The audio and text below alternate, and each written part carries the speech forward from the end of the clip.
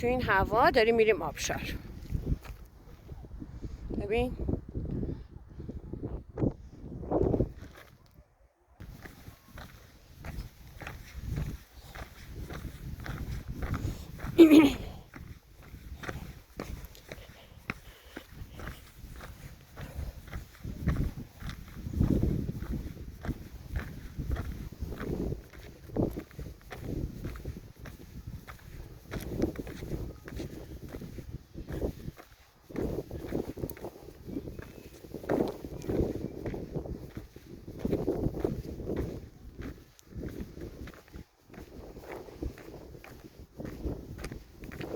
امروز کلی فعالیت داشتیم. رفتیم اوپرت بودیم، از یه مسیری رفتیم بالا گیر کردیم، ولی خب باحال بود. بعد دیگه برگشتیم، خسته بودیم، اومدیم دیگه اقامتگاه.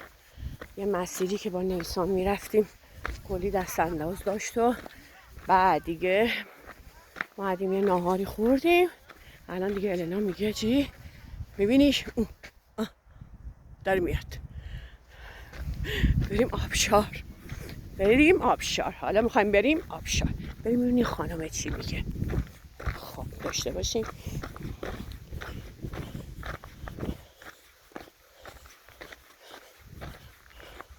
سلام. از آبشار میای؟ از آبشار داری میای؟ چقدر دیگه مونده؟ 20 دقیقه. شما اونجا بودین کمپی؟ جان کمپی بودین؟ جان آره خانوادگی. به سلامتی. پس ما هم تا بارون نگرفته بریم زود آره بریم. آره بریم. با اجازه. خداحافظ.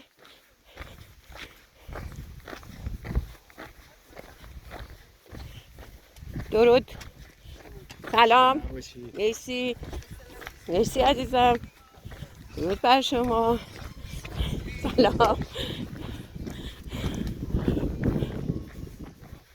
خب خانم گفت که مشکلی نداره. بریم ببینیم به کجا میرسیم.